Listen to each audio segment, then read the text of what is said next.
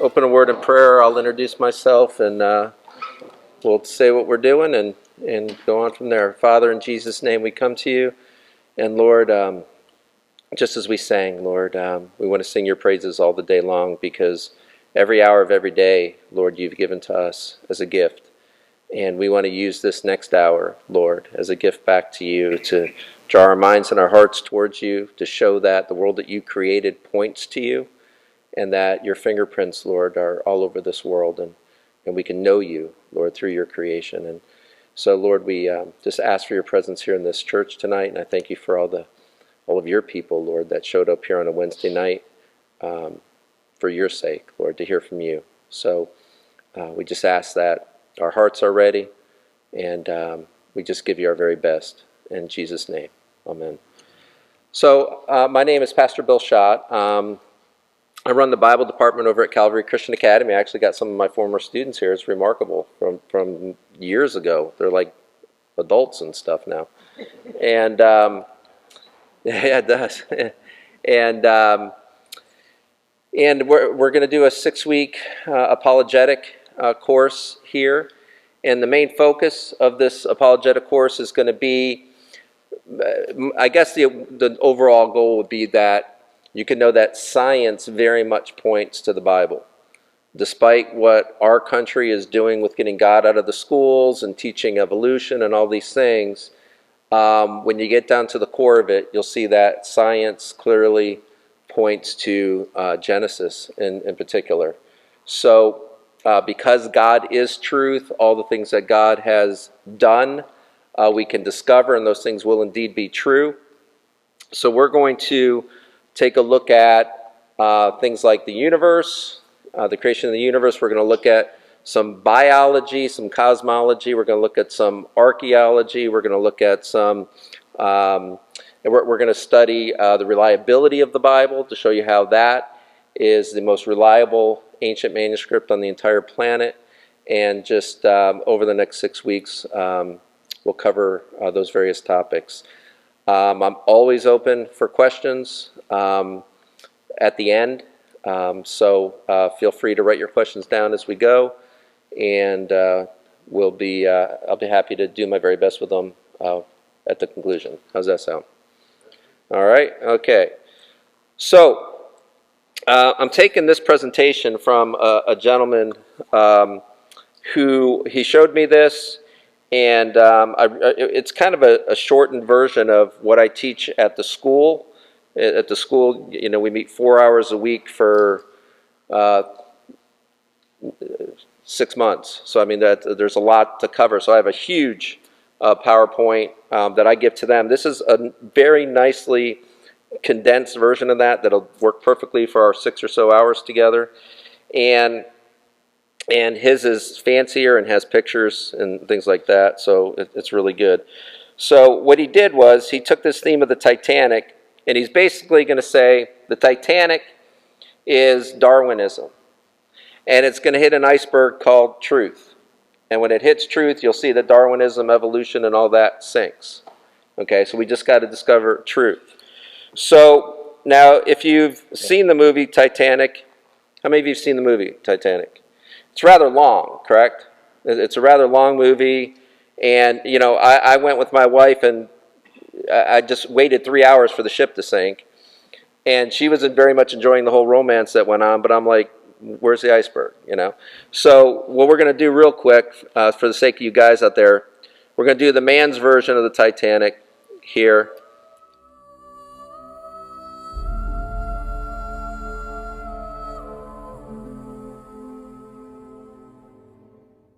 But this ship can't see. Titanic, obviously a ship that hit the iceberg and sank. As I said, we're going to represent Darwinism as the Titanic. The iceberg is going to hit the iceberg of truth. There. All right, now, that's what's going to happen to it, of course you know. All right, so now what happens is when our graduates go to college and they sit in their biology classes, the only word they hear in their biology classes is this word evolution. But there are 2 branches of evolution that we gotta differentiate between, because there's something called macroevolution and microevolution. So microevolution is something that's absolutely true. Okay, microevolution is small changes within a species that allow them to adapt to their environment. Does that make sense? Small changes within a species that allow them to adapt to their environment. So you can observe that. We can see that. The most famous example of that is Darwin's finches. If you remember, Charles Darwin went to the Galapagos Islands and he observed these finches, and there was a change in their beaks from long and slender to short and stubby. And he assumed that, hey, if I can observe that little change in the little bit of time that I'm spending here, then imagine over millions of years, it's going to be a whole other creature. What he didn't know was something that we'll cover later called cyclical change was happening. Cyclical change is simply a process that animals go through to adapt to their environments. So when the weather was dry, their beaks got really long and slender because the food was hard to get at. And so when they mated during that time of year, they would produce long, slender beaked finches. And when it was rainy, their beaks were shorter and thicker because they didn't need to dig through the rocks. So when they mated during that time of year, they gave birth to those types of finches. But they're always, always, always finches. They don't change into anything else. They just adapt to their environment.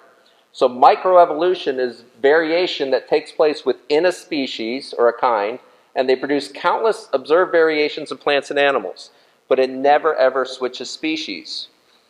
The Galapagos finches that I was just talking about is an example of that.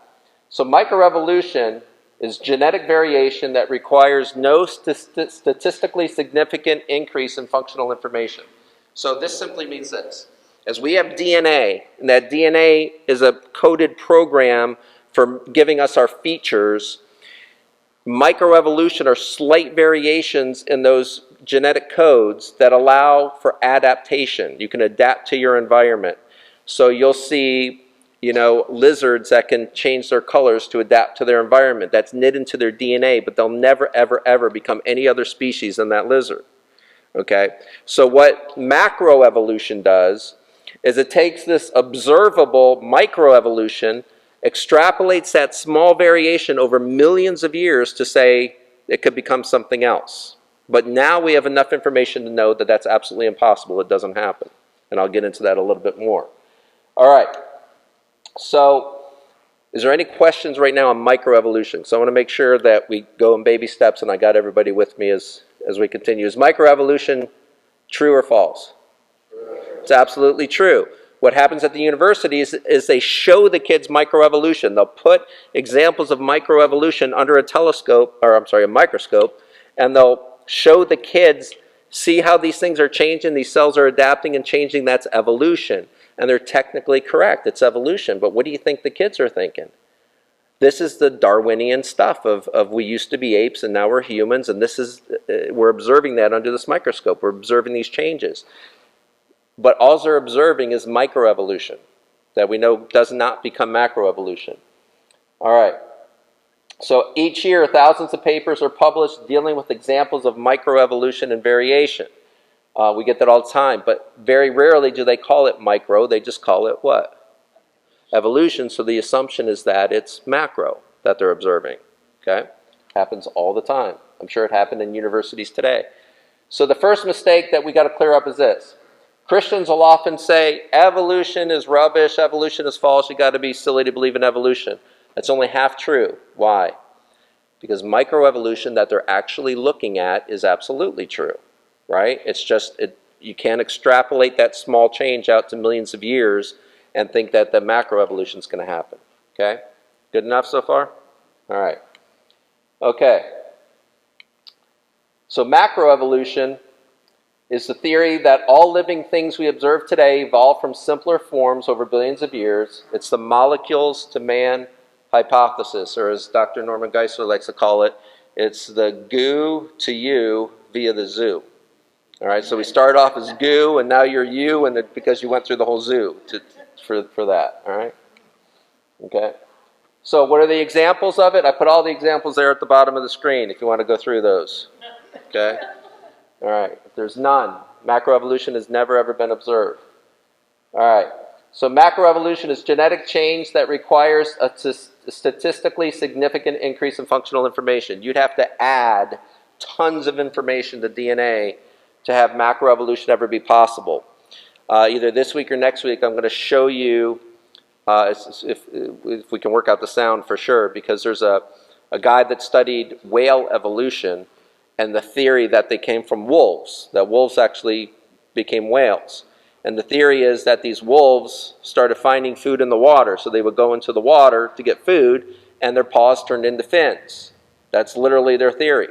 Okay, so be careful how much you go into the water. You never know what's going to happen to your feet. All right? So the second mistake that we come across is many people who embrace Darwinian evolution confidently state that evolution is a proven fact. And they say it on the basis and assumption that because variation or microevolution is such an overwhelmingly proven fact that therefore macroevolution must be as well. So if we see these small changes, then over time there must be the possibility of these great changes to happen. All right, but here's the 4 game-changing truths we're going to talk about in this PowerPoint presentation. We're going to start with the universe. Okay, we're going to say the universe had a beginning and a personal cause. So now, some of the terminology that we're going to be talking about is, you're going to hear this term called the static state. The static state was the theory that went on before the 20th century that the universe was eternal. It's always, always, always been here. And they have to believe that, or they had to believe that, because if the universe is not eternal, if it had a beginning, then it needs a cause, doesn't it? Okay, and something has to cause that beginning. Now, the 3 things that came out of the Big Bang. By the way, let me start by saying this. I'm not going to ask you to raise your hands because it might embarrass some of you actually. But I know before I started studying this, I thought the Big Bang theory was very anti-Christian. When you read about cosmology, you realize the Big Bang is Christianity's best friend. It's what got cosmologists to actually turn towards believing the Bible. Because the Big Bang that Einstein proved happened means the first 3 words of our Bible are correct. There was a beginning. And that goes against the previous notion that the universe was eternal. And if the universe is eternal, it does not need a creator because it wasn't created. So God is easily dismissed until the Big Bang came. In fact, Einstein had a lot of theological issues happen to him because he was agnostic when he proved the beginning of the universe. And he became he became an intelligent design type of person. And he has a very famous quote about when he realized the universe had a beginning and had to have a cause for that beginning. He would say, I just want to know God's thoughts, the rest are details. So he got fascinated with the idea that there has to be a divine mind behind this. So we're going to talk about the universe having a beginning, and therefore it needs a personal cause. We'll also discuss the evidence of intelligent design. Now, don't get thrown by creationism versus intelligent design. All this is designed to do is to defeat the arguments of Darwinism and atheism. Okay? Third truth, there's evidence of global architecture, that if there's architecture, if you can see architecture, there must be a what? Architect. There's got to be an architect. If you see design, there must be a what? Designer. Okay? Fourth truth we're going to talk about is there's evidence of biological engineering. In other words, all of our biology had to come from an engineer. There's no way it could have came about by random processes. All right, so the truth that we're going to cover now is the universe had a beginning and a personal cause. The Titanic truth, which is the one that's going to sink, is that the universe was eternal, or it came from nothing by nothing. Okay? So, the universe. Now, the fact of the matter is there's only 2 possibilities for the universe. It either had a beginning or it didn't have a beginning. So only 2 possibilities. If it had no beginning, that's what they call the steady state theory that I mentioned a short while ago. And that means everything has always existed. But if there's a beginning, now we get into scientists like Hubble and Einstein, modern cosmology, and you'll even hear from Stephen Hawking in this presentation about there's a beginning of the universe. Now, Stephen Hawking fought against this so hard that this is how crazy the thoughts get when you try to get God out of the picture. So Stephen Hawking, obviously a genius, complete genius.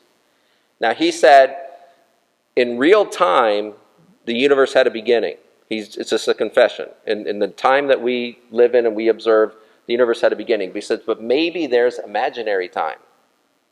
Now listen, if I had one of my 17 or 18-year-olds in class say, hey, maybe there's imaginary time, I would have no problem dismissing that in a second, just saying, we're not even going to bother talking about imaginary time, because now I can talk about imaginary anything at all. You can bring up anything you want. You could say unicorns, you could say rainbows did it, you could say anything once you get into the imaginary world. So it just shows you the desperation he felt that in the time as we observe time, the universe definitely had a beginning. All right. So the Big Bang, don't be afraid of the Big Bang, because some of the quotes that I have in my presentation, one of a guy named Robert Jastrow, he said, if you're into Genesis 1, the discovery of the Big Bang was like Christmas morning for you. It's a tremendous, tremendous gift. Okay? All right, so if there was a beginning now, it's either has a cause or it doesn't have a cause for it. Now, we have the most basic law of all of science is called the law of causality, or the law of cause and effect. It's impossible to do any science without the law of cause and effect. In fact, it's impossible for you to sit there and even think about what I'm saying without the law of cause and effect. Okay, your brain is creating thoughts and you're forming conclusions from those thoughts. It's a law of cause and effect. The law of cause and effect states this: every effect has a cause, and that cause has to be greater than the effect. A cause can't cause something greater than itself. Okay? A mother can't give birth to a 6-foot, 35-year-old, right? She gives birth to a tiny infant. So the law of cause and effect says every effect has a cause, and every cause has to be greater than the effect. Well, what did the Big Bang show us? The universe is an effect. It had a beginning. So therefore it has to have a what? A cause. Now, all of time, all of space, and all of matter came into existence at the Big Bang. All time, space, and matter came into existence at the Big Bang. Therefore, the cause for all of time, space, and matter cannot have anything to do with time or space or matter, because it wasn't there to cause the Big Bang. So there has to be a cause for the universe that is timeless, eternal. There has to be a cause for the universe that's not confined to space. It has to be an omnipresent cause for the universe.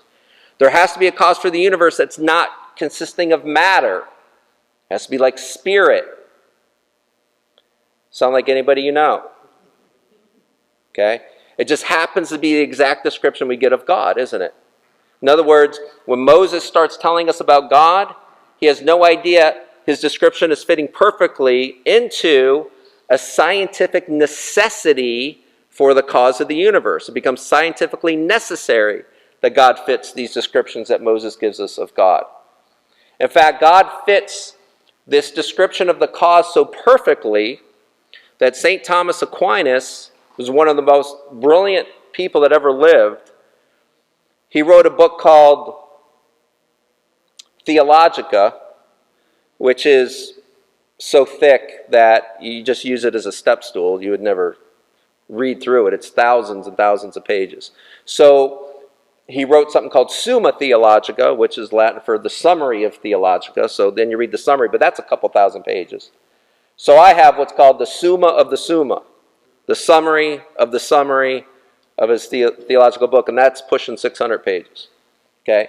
But in that book, or those books, Thomas Aquinas, as he goes through all these scientific arguments, he shows that the science is proven science and it's true, but it leaves a necessity that science could only originate from a cause that God is the only thing that fits the categories for what's necessary of that cause. So he calls God a necessary being. And he's not giving a theological argument when he calls God necessary. He's giving a scientific argument. He's saying God is necessary for any of this science to be possible or true. He's a necessary being. So the beginning was caused. If it wasn't caused, the universe would have had to come through spontaneous generation, which is something coming out of nothing for no reason. Do you believe that's possible? Something coming out of nothing for no reason? So if you get pulled over by a cop, which nobody here ever would, I'm sure. Actually, I know some of you would. And that cop is not a believer, if he's an evolutionist, if he's a Darwinianist, an atheist, and say you ran into a tree or something, you could literally say to him, that tree came out of nowhere. And he would have to say, I hate when that happens. He would have to believe it's possible because he has no explanation for the cause of the universe except for it came into existence out of nothing for no reason. But we so know that that can't happen. You so know that that can't happen that you drove here tonight. If you think something come out of nothing at any time, there's no way you would get into a moving vehicle traveling as fast as you do, knowing something could pop in front of you at any time. So nobody believes in spontaneous generation. It's a scientific impossibility, but that's the only way this universe could be here without God, is through spontaneous generation. Because we need a cause for the existence of time and the existence of space and the existence of matter and the existence of energy. We need a cause for all of that. So we use a Latin term often. If you ever read about this topic, and there's so many books, most of them share like a very similar title. So many of them are called something like, why is there something rather than nothing? Why is there something? There's a lot of somethings in this universe, correct? Tons of somethings. But why is there something instead of absolutely nothing? Okay, and what they're getting at is, if the universe were to blink off for even a moment, a split second, if all of time, space, and matter vanished for even a millisecond, then it would be absolutely necessary that there would be nothing forever. Because once you hit nothingness, it's impossible to get out of that nothingness into something, unless you have something outside of time, space, and matter to cause it. Okay? So if there was ever absolutely nothing, there would always be absolutely nothing. But there's something. There's this universe and everything in it. So why? Why is there something rather than nothing? It requires explanation. So the Latin term that, if you're reading about this stuff, you'll get, it's called ex nihilo, which means out of nothing, nihil fit, which means nothing comes. Out of nothing, nothing comes. Once you have nothing, you'll always have nothing. But the fact that the universe had a beginning means what before that beginning? There was, well, as far as time, space, and matter, there was nothing, okay? There was absolutely nothing, but now there's something. So how did we get something from nothing? When science doesn't allow spontaneous generation to happen, there has to be something outside of time, space, and matter. Listen, there has to be. This isn't hopeful theological thinking to try to say there's a good chance there's God. This is scientific necessity. There's no way that it's not true, type of thing. So if the universe had a beginning, the cause, because we have the law of causality that all science is based upon. Let me test you guys real quick. Anybody remember the first premise of the law of causality? Flip that. Every effect has a cause, and the second part is? The effect cannot be bigger than the cause. Flip that. No, the effect has to be greater than, the cause has to be greater than the effect. You're getting me backwards now too. The cause has to be greater than the effect. Okay? So the cause of the universe has to be greater than the universe. Can't be within the universe. Has to be outside of it and greater than the universe. Has to be based on the law of causality. Okay. So now that we established that it's caused, is that cause a personal cause or not a personal cause? Is it some indifferent thing that just happened to exist outside of the universe and act upon the universe? Or is it personal? Well, what's the evidence show us? Well, if it wasn't personal, there was no mind behind it, would you expect there to be order in the universe? You would not expect any order. In fact, what is the study of physics and astrophysics and metaphysics? What are all these physics studies about? It's literally saying our universe follows mathematical equations. It actually follows math. You can figure stuff out mathematically about the universe. You have to be a heck of a lot smarter than me to do it, but it can be done. So how in the world does this universe actually fit in perfectly with math? It's so ordered. So just like I said, if you have design, you have to have a designer. Well, if you have order, you have to have an orderer. Somebody's got to order the math. Somebody's got to put these things in order. The last thing math wants to happen, you can ask any software programmer, the last thing you want in these mathematical formulas is randomness. Randomness cancels out your order in a second. And what is evolution strictly based upon? Randomness. Okay, so one of the major laws of science is the second law of thermodynamics. And the second law of thermodynamics simply says that all working systems lose usable energy. Okay, we're a working system, and why do we fall asleep at night? We lose our usable energy, right? Okay, well, the universe is a system that's losing usable energy. Now, if it's losing usable energy all the time, could it possibly be eternal and still have usable energy in it today? Could it have always, forever, been burning this energy and still have energy today? If you told me you filled up your gas tank an eternity ago and you've been driving it ever since, would there be gas in it today? No. Okay. We would have run out of usable energy a long time ago. The simple fact that there's energy in this universe shows that it's finite. It had a beginning to it. Okay? And this is all based on scientific law. So you would have no order in the universe. There'd be no intelligence. How can you get intelligence from non-intelligence? If there's no intelligent cause for the universe, what would have created intelligence? How would you go from non-intelligence to intelligence? How would you go from non-life to life? All that non-living stuff from the Big Bang, how did it ever come to life? Stanley Miller in 1953 tried to replicate the Big Bang in test tubes. He tried to create the early environment, put the right chemicals in it, spark it to reenact lightning and so forth. He tried to see if he could make these amino acids that could make proteins in life. Okay? And also he created, like, we're all left-handed amino acids. I don't know how far back in your science classes you can go, but we're all made up of what's called left-handed amino acids. Right-handed ones, you die. You have to have all left-handed ones. You die with the right-handed ones. All he created was 87% tar, no life in there, and the other 13% was 12.99% of something, but that one fraction of 1% was amino acids, but it was right-handed.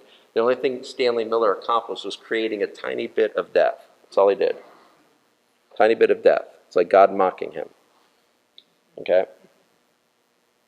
So, how would you get from no intelligence to intelligence? How would you get from no life to life? I call it the Frosty the Snowman theory. Where's their magic hat? What made all these chemicals actually start living? Okay, that's quite the jump. Here's the two jumps of the Darwinists. They had nothing, now they have something, and they have no cause. They had no life, now they have life, and they have no explanation. So you'll see Christians and atheists debating all the time this stuff, but they always start after this point. If you just get back to this point, just the very beginning, the very, very beginning, can you please start your speech, is what I would say to the atheist, could you please start your speech with, how come there's something rather than nothing? How do you explain that? Now I'll tell you what some people have answered on that. They'll say, give us the first miracle and we'll explain all the rest. To which I say, I'll give you the first miracle if you can show me a miracle worker. Because it's the law of cause and effect. So it's staying right in the realm of science. If you want to be granted the first miracle, you got to show me a miracle worker if you want that. All right. Ethics is a whole nother conversation. It's a whole nother conversation. This one, it argues a lot more, but the bottom line is this. How come it's wrong for me to steal your wallet? Why? The atheist's best answer is, it just is. We just can't live that way. Well, says who? And they'll say, well, says our government. Well, our government's made up of people that came out of the womb naked and crying just like I did. Why do they get to make the rules and I have to follow them? How about this? How about I make the rules and you follow them? Why does anybody have any inherent right to tell anybody else how to live if there's no moral lawgiver that's above us? If he's not there, then there's no basis for anybody being able to tell anybody how to live. Now, you're used to laws and you're used to rules, so you kind of instinctively go, no, we should have them. But the bottom line is who gets to make them up? You're following rules that some person came up with. Well, why does he have that authority over you? Why don't you have it over him? Or when your children are born or your grandchildren are born, who are these people and what was their wisdom that made the rules that we follow? There's got to be, if you're going to have any ethics at all or any basis for ethics, there has to be a moral lawgiver. There has to be a moral lawgiver that is perfect in his ethic, perfect in his morality. Otherwise, there's no basis. But if the cause is personal, we should see order, just like we do through physics, metaphysics, and all of that. We should see intelligence. I'm not talking about the drivers on I-95. I'm talking about, in general, there's intelligence in this room and elsewhere. You should see morality if there's a personal cause for the universe. Okay? You should see purposeful design. See, I love the idea of the evolutionists that they say, we went from the primordial soup to where we are today, and it was through blind, mindless processes. Okay? It's hard to explain how incredibly miraculous that would have to be. For blind, mindless processes to keep adding benefit after benefit after benefit. And things like the eyeball, with the optic nerve, the lens, the cornea, all of that. Even the Darwinists would tell you it seems way too complex for a slow, gradual change over millions of years. Not in this presentation, but in the other one. I'm just going to share this little tidbit from it. When we talk about these blind processes, one thing that almost never gets brought up, and I think it's highly significant, is this. It's something called the inability for a species through evolution to go from, like they believe that reptiles became birds, like dinosaurs became birds. Now, for that to happen, the dinosaur would have to lose its reptilian features, the things that allow it to survive.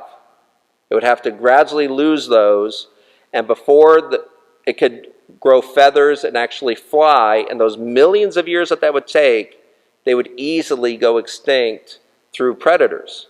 All things will go extinct through predators as they're losing their features of what they used to be before they acquire the features of what they're going to be. There's no way to survive those millions of years in between, as an in-between species. It's called the non-viability of transitional forms. They're non-viable. They'll never survive the process. Okay, it's just a tidbit that I don't think is talked about nearly enough. All right. So it's much more likely the cause is personal than non-personal. So what we did was we said, okay, there is a universe. Did it have a beginning or not? Well, the evidence is it did. If it had a beginning, was it caused or not? The evidence is that it was. Was that cause personal or not? The evidence is it would have to be personal. So the truth is the universe had a beginning and the universe had a personal cause. All right. You got another subsection in you? You doing all right? All right, so for the two of you, let's keep going. All right. Okay. All right, Richard Dawkins, he's the author of the book The Blind Watchmaker and many other books. He's probably the most famous atheist out there today. He loves writing the books and doing the book tours and things like this. And in his book, The Blind Watchmaker, he said, biology is the study of complicated things that give the appearance of having been designed for a purpose. Now, he definitely doesn't believe these things were designed for a purpose because he believes they were created randomly and purposelessly without any mind involved with it. But he says they definitely give the appearance of having been created with a purpose. Well, of course they did. because they were created with a purpose. Over the course of 14 billion years, hydrogen gas transformed itself into mountains, butterflies, the music of Bach, and you and me. All right. Mark your calendar, December 2011, that's coming. Okay? All right. Now, anybody catch? See, listen, you hear these phrases all the time, but it's time we started asking questions about these things that we're fed all the time. He started with this: hydrogen gas transformed itself into butterflies and mountains, the music of Bach, and you and me. What's wrong with the hydrogen gas today? Is that like the dumb hydrogen gas that didn't know how to do that? Why do we still have hydrogen gas if it's so talented and brilliant that it could do all that, yet we still have hydrogen gas today? Listen, when you hear something like hydrogen gas transformed itself, you need to ask, how? What's the mechanisms in science that allow it to transform itself? Okay, now they'll say it's accidental and random. Okay?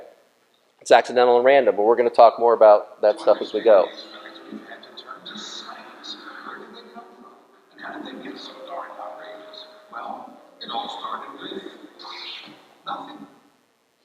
Okay, how did all these marvelous animals and everything get to be what they are today? He says, well, it all started with nothing. Now, I promise you, you read any books on this stuff, when they get to this point of saying it all started with nothing, watch how they describe their nothing. They always define their nothings with somethings. They can never, ever leave it at nothing. There's always something that they put into that formula because they have to. So,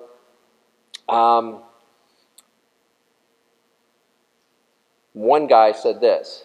When he's asked what his nothing was that created everything, he says, well, I suppose, which is not very scientific to begin with, right? To start with, I suppose. He says, I suppose that there was a time before time when there was a cloud of dust of mathematical formulas that rearranged themselves over and over again until it formed our space-time universe. Okay, let me say that again. He says, I suppose there was a time before time. Now, what mistake did he just make there? Can there be a time before time? No, but listen, this is how they word things to get you to go, wow, that sounded kind of smart. Okay? There can't be a time before time, but they need it to be true to be able to present their formulas to you. There's no time before time. Then he says, when there was a cloud of dust, is dust nothing? Nothing's not nothing now, is it? And what's that cloud of dust of? Mathematical formulas with perfect order to them. That's your nothing. Now you need an orderer. Okay, this is far from nothing. Rearranging themselves over and over again until they came up to the space-time universe. My question is this: why aren't they still rearranging to give us a better one all the time? Why did they stop? What made them go, wow, look what we did. We're done now. Okay? We need to always be asking ourselves questions about this stuff. All right, same book, Blind Watchmaker, Richard Dawkins said, we have seen that living things are too improbable and too beautifully designed to have come into existence by chance. Now it sounds like he's becoming a believer, doesn't it? Okay, but I'm going to show you what he means by chance. That's a word they play with a lot as well. So his first confession that we saw earlier was everything has the appearance of purposeful design, right? Whatever you look at, it sure looks like it's purposefully designed. Yet he's got to argue that it wasn't. Now he's saying they're too beautifully designed and they're way too improbable to come into existence by chance. But here's how he explains this. Of course, the puzzling thing is, where does all this complexity come from? Where does all this information come from? It cannot come about by chance.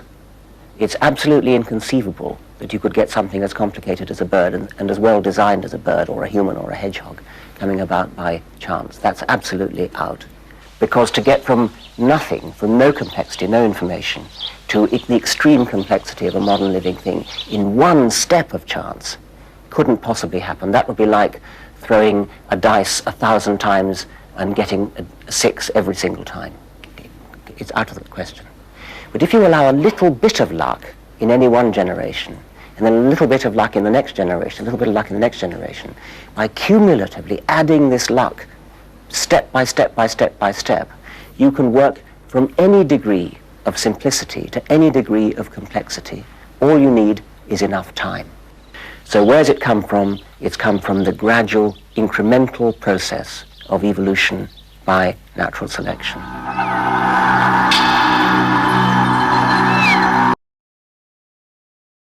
All right. What's that? Doesn't luck mean by chance? Yes. It can't come about by chance, but he says that's like rolling 1,000 dice at once and getting all 6s. Never happen, he says, can never happen. But then he says, but if you take the dice one by one, and you roll in this generation the die and you get a 6, then later on you roll a die and you get a 6. Let me ask you something. Is there any difference statistically between rolling them all at once and getting all 6s and rolling them one by one and getting all 6s? It's the same exact odds. It's the same exact odds. Now, I will concede something to him. Okay? If he were here, he'd probably say, I didn't mean the difference between throwing all of them, all the 1,000 dice at once and getting all 6s, opposed to rolling a dice in this generation and getting a 6, next generation getting a 6, and little luck, little luck, little luck. I think what he means is, if I roll a 6 in this generation, and now I get that mutation that I need for evolution to happen, then in the next generation, maybe that 6 comes up again, and I get it again. And what he's not mentioning is all the errors that will come along with it that would undo the evolutionary step. In other words, for us to go from ape or chimpanzee to human, we need a whole lot of good mutations to happen, where these mutations are 1 in millions or billions, and all the negative ones have to have no setback, not setting it back whatsoever. That's what's not mentioned there. Okay? So it's not just every single one going perfect, it's all the other ones that's not setting it back that would have to happen as well. So, so he would say, what do you need in every generation? A little.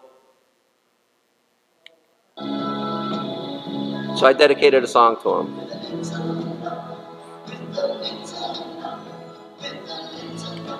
Okay, no offense, but the older people get it. All right, the younger people are like, who's this? Doesn't sound like Britney Spears, I don't know. But all right. I've done this joke for years, and every year it gets dumber and dumber to the kids because they have no idea who's singing it and all that stuff. So, all right. Okay. Okay, so designed by the blind watchmaker, evolution's watchmaker is both blind and brainless. See, Richard Dawkins wrote the book The Blind Watchmaker because a guy named Paley gave us this watchmaker analogy.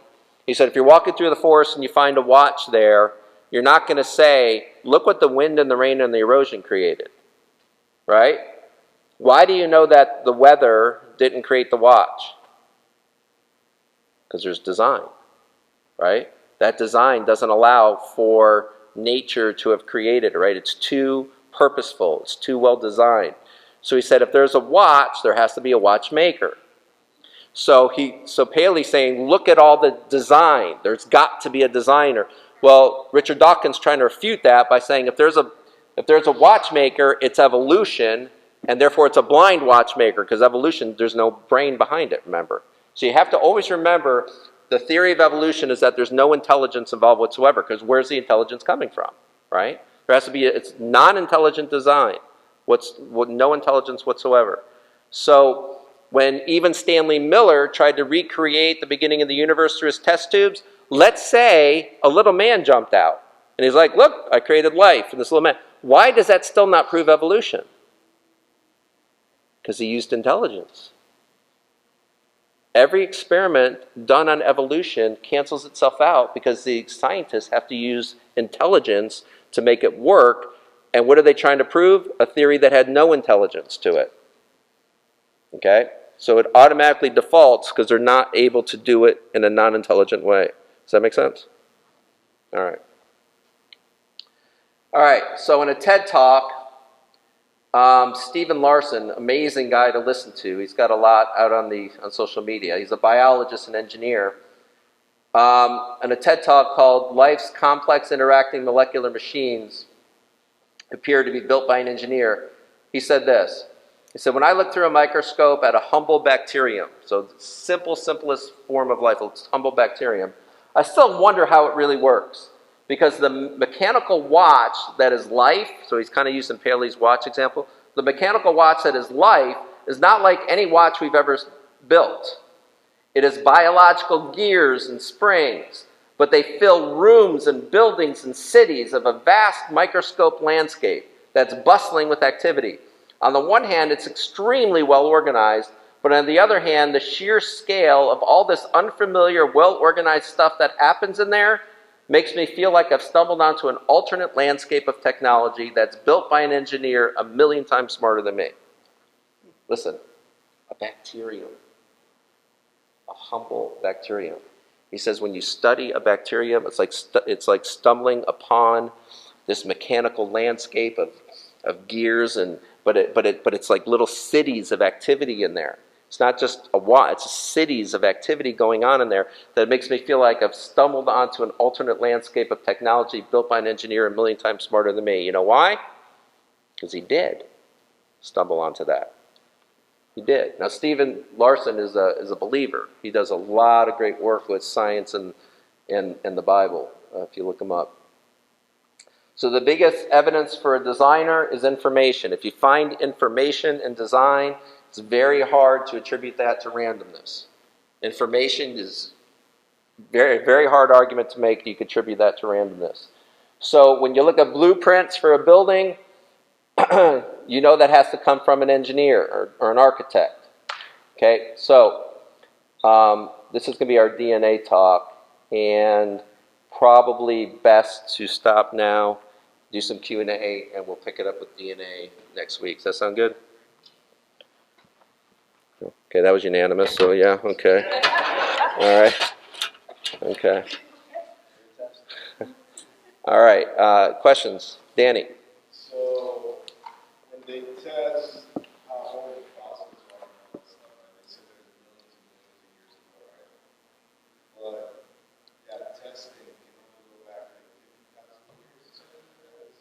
Yeah, so what Danny's getting at is that I have a section on fossils. I believe we'll get to it in the 6 weeks. And just like I'm using Richard Dawkins here, because he's a biologist, so it's good to quote the biologists in their field and so forth. Well, there's a guy named Stephen Jay Gould, who's the Richard Dawkins of fossils. What Richard Dawkins is for biology, Stephen Jay Gould is for fossils. And Stephen Jay Gould, first of all, he was asked this question about the missing link, because they can't find any fossils that are in between species. You've probably heard of something called Lucy, and there's these suggestions of these missing links, and they're all either fraudulent or disproven. 100% of them. There's not one that stands today as they're presenting as a missing link of evolution between chimp and human. But when he was asked, why do we still hold on to our theory when we don't have any in-between species in the fossil record, his answer was not very scientific. His answer was this. He said, we have to hold on to our theory because the only other alternative is God.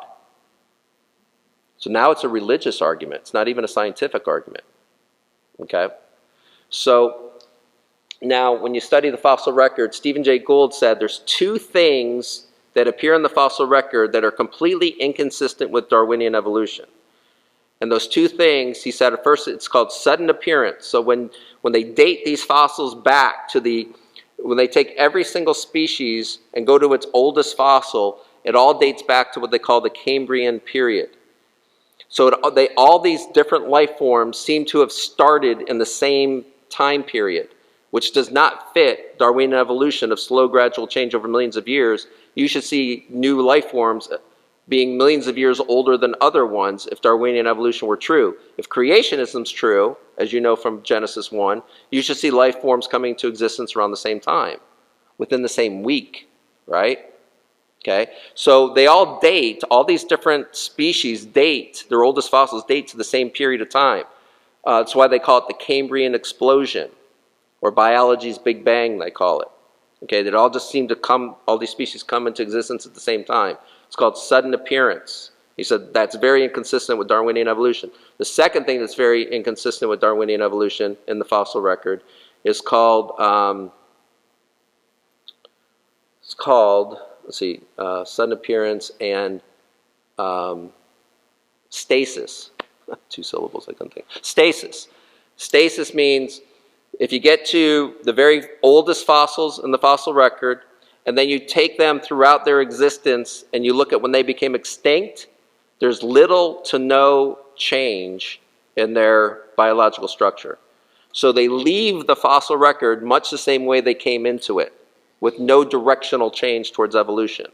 Now listen, Stephen Jay Gould said there's 2 things that are inconsistent with Darwinianism: sudden appearance and stasis. In other words, all life seemed to come into existence at the same time and stay the same until they're extinct. That's 2 little problems. That's exactly what Genesis tells us, ladies and gentlemen.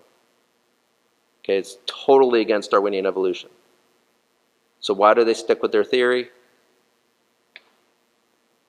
I also think when you're carbon dating, that's a man-made, thing. Like, how are we to sit here and for sure, like, oh, this is 50 million years old? Yeah, so I think that's where Danny was kind of going. Carbon dating, first of all, carbon dating, okay, so carbon dating is based on how much carbon's in the atmosphere and how much carbon is still in the bone that they found.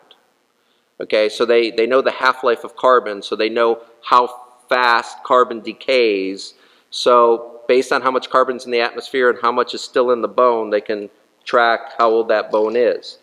But there's a major assumption that they cannot prove that has to be true for carbon dating to be accurate, and that is that the atmosphere has never changed the amount of carbon in it. And if the flood of Noah happened, then certainly the amount of carbon in the atmosphere changed dramatically. Okay? So they have to discredit the flood of Noah. So in other words, people that are carbon daters and they believe in carbon dating, they have to call themselves uniformitarianists. That means the universe has been uniform, the same, throughout all of history. There's been no dramatic changes in it. But the other group that we would be in are called catastrophists. We believe there was a catastrophe that happened that changed the makeup of the atmosphere. And so if you're a catastrophist, which I've got, I can do this part of the presentation over these 6 weeks as well, which if you look at the geological columns that are spread across the earth, you look at rock layers like the Grand Canyon, all of that stuff, it all looks exactly like it should if it happened through a catastrophe of a global flood, including marine fossils in mountaintops. Explain that to me, please, without a global flood. That we find marine life fossils on the top of mountains. Those mountains were underwater. And those animals died suddenly, because if it's a fossil, that means that it died suddenly and was buried suddenly. If it doesn't get buried suddenly, it's not going to be a fossil. It's just going to be bones sitting on top of the ground. They're not going to fossilize. Okay? So how did they die in the mountains and get buried with sediment like that and mountaintops when they're marine animals? Okay? All I can think of is when you said people, the whale, I'm like, if you talk to the right person, they're going to say it's a whale. Like, So there's a guy, and you're going to hear from him probably next week, who spent years just studying whale evolution. And he's going to conclude that biological evolution says that the wolf should have become a whale with all the mutations that are necessary in 9 million years. And he's going to show that just one mutation, just one slight mutation, okay, of the millions that would be required in that, would take about 1 billion years. So there's no biological timeline in existence that would allow a wolf to become a whale. Because just think about his nose. Going from the front of his face has to become a blowhole that goes to the top of his head. And in all of that transition, he's got to survive it. So the whole time it's somewhere in between in the middle, he's got to be living fine and breathing fine and able to hunt and all that stuff. And his paws got to become flippers, or he's not going to be able to swim and get to his prey. I mean, it's just, you got to really not want God to exist to be an evolutionist. You got to really, really not want him to exist. Okay? Okay, very good. Anything else? All right. Either I'm a great teacher or you guys aren't paying attention at all. So, yes. What do you think it is with these people? Are they? I like to look at the sociological aspect of it. Do they just hate God so much, or what's their problem that they? Because we see this today with scientists who spout nonsense, Yeah. and then but it's like, what is motivating them to look at evidence and go, okay, this is obviously real, but I'm going to tell you that it's not. And why does this become mainstream? Why is it in our schools everywhere? Yeah. This junk science Yeah. being sold as science. Well, we kicked God out of school. So,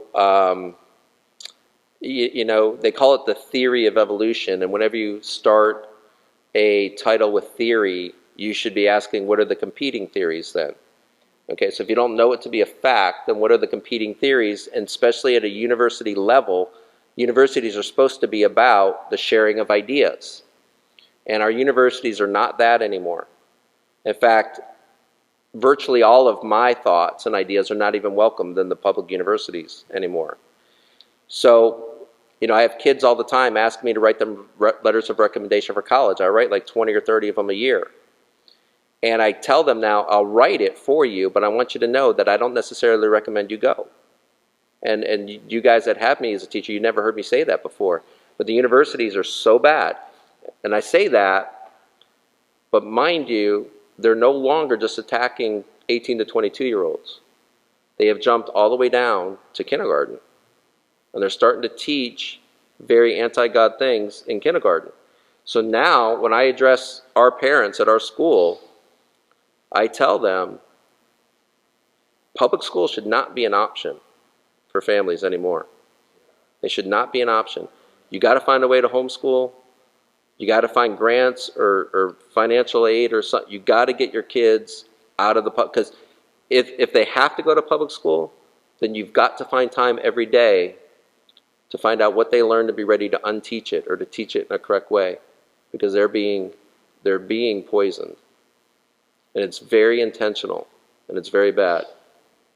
It's true, though. Yeah, we have their curriculum. It's all, most of the kids' books now, the parents are of the same sex in the books. So the kids are getting very used to seeing that now. Okay? So, you know, at our school, we actually have to turn down about 200 to 300 families a year because we have so many people trying to get in. And the reason why they're banging down the door is because what the kids are getting taught. Because what they're getting taught in the public school is very anti-God now. It's always been evolution. It's always been evolution. That's just the science that's been taught.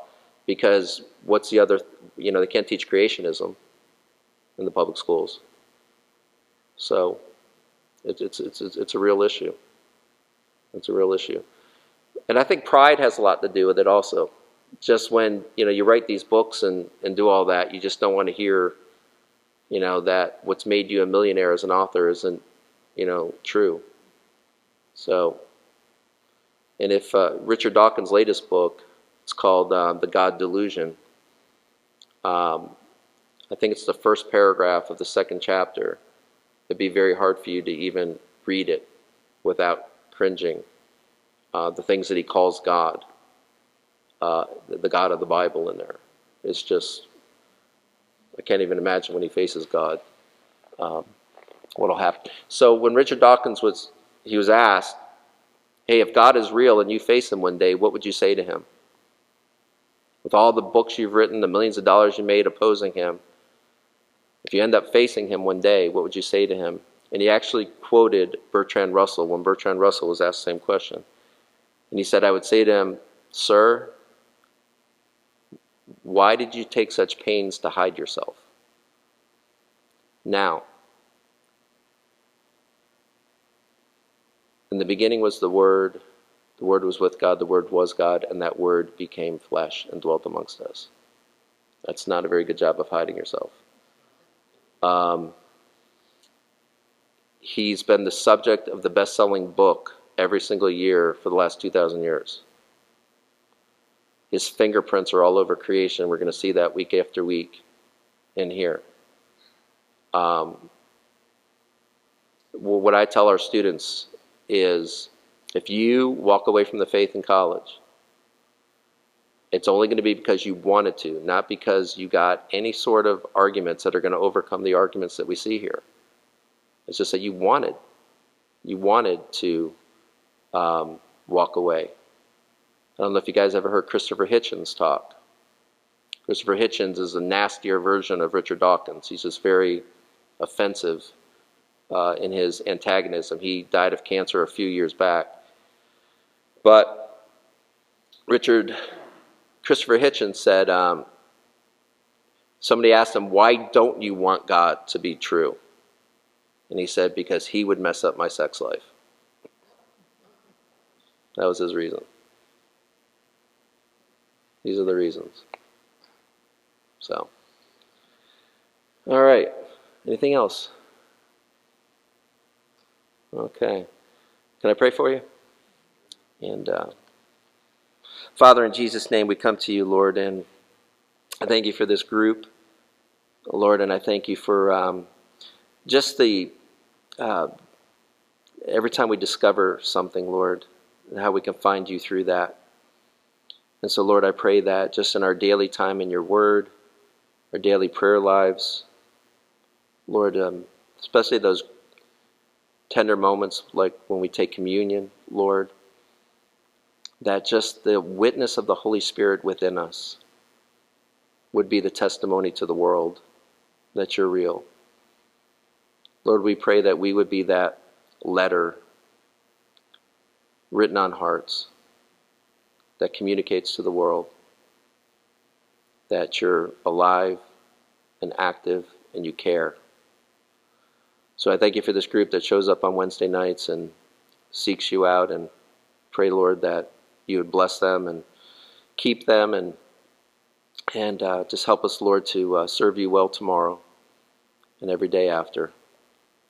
And we pray this in Jesus' name. Amen. Thank you.